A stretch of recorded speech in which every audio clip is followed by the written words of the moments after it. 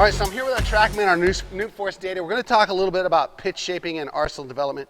But we always have to remember that the hierarchy of development for a pitcher is this: the pain, the flame, the aim, and the game. The pain first, because no one's interested in a program that helps your guy throw harder but puts him at risk for injury. And if your body senses that you're not managing all the forces you need to, and there's a threat of injury, your body's not going to let you perform at its highest level. So we have to conquer the pain first, or at least mitigate it.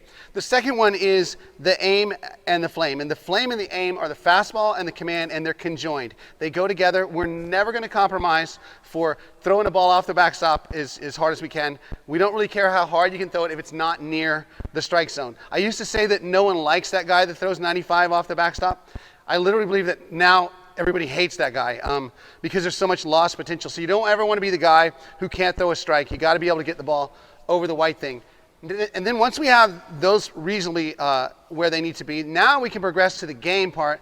And that's the part where we start designing pitches, shaping pitches, developing our pitch arsenal. And we call it pitch shaping because we want three shapes. We want a line, a triangle, and a square. And we're going to start with our TrackMan data here.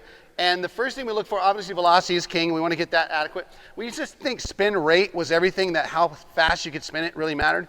Now that we understand a little more, I'd rather know what the ball does rather than how much you spin it. It turns out that spin rate on the fastball is a lot like mass or mobility or strength. You have to have enough. But if you have enough spin rate, then you can get a ball to backspin and carry through the strike zone.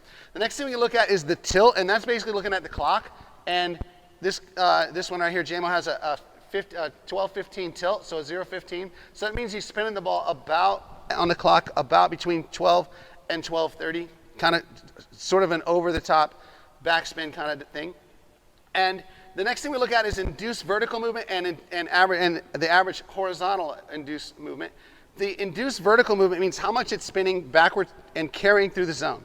Okay, this is what they call those hoppy fastballs, the ones that carry through the zone. If you get right behind the ball and completely backspin it and don't impart any gyro spin, which is sort of like bullet spin on it, then and you don't cut the ball at all, you can really backspin a ball at even, like we've seen guys like just with 2,000 RPMs of spin rate be able to really backspin a ball and get a lot of carry. So this is a pretty high carry rate for a fastball. I think average would be 15 to 16 for a 90-mile-an-hour fastball in the big leagues.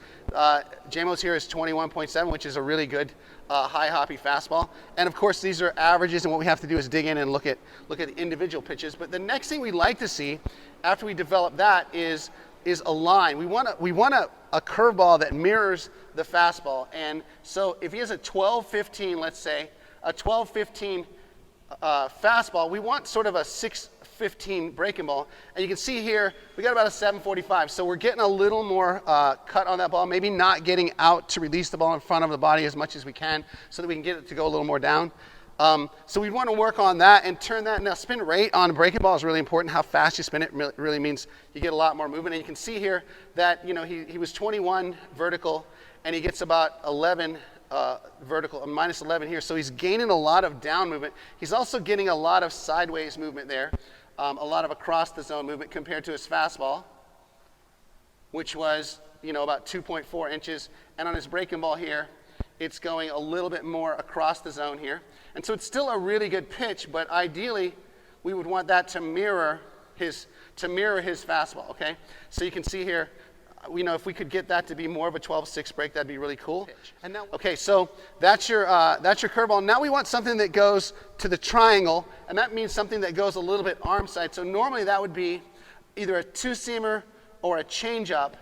And so you can see here that we're changing up. It kind of gives us that similar tilt. It's a little bit lower tilt than his fastball, but now it's running arm side about 8.4 inches. So we're getting a little bit of arm side run there, which is really good. And so we're getting a little bit of that tail on it. So we got the triangle now, and the big thing is we want that velocity to be less. And he's about 5 to 6 miles an hour slower here. I would like to have that maybe 8 to 10. What you can do is just make your triangle front to back. If it's significantly slower and it looks exactly like his fastball, that might give us a triangle there.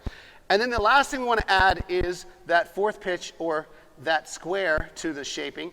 And that means something that goes across the zone, okay? Now, This average slider here is not very good. This is one that's sort of kind of cutting under it, and that's something that we're working on. That's a work in progress there. But we would like to have, if we had our druthers, we'd like to have this go maybe about 9 o'clock across the zone here. We're getting a little bit less horizontal here. It's going down a little bit, but it's going sideways. So you can see that compared to his breaking ball, it's not a much down movement, and it's going across the zone still. So it's still not a bad pitch, but we'd like to have that tilt maybe at about 8 or 9 o'clock to make it go more side to side and give us the square. So remember always when you're shaping pitches, first of all, don't get the cart before the horse. If you don't have the pain, the flame, and the aim under control, it really doesn't matter what you do with all this stuff, okay? Now we go to the shaping of the pitches, and that's where we go the line, the triangle, and the square.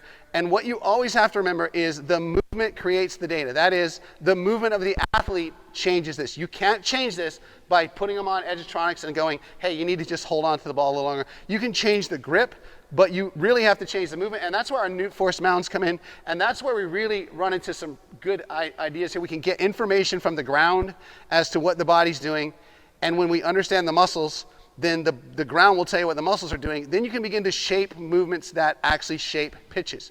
And so there we are. That's what we do here at the Florida Baseball Armory, especially in our pro off-season and our summer winter training programs with our high-end guys that have conquered the pain, the flame, and the aim. Now we can really get into some intricacies of pitch shaping and arsenal development to make you a nasty pitcher.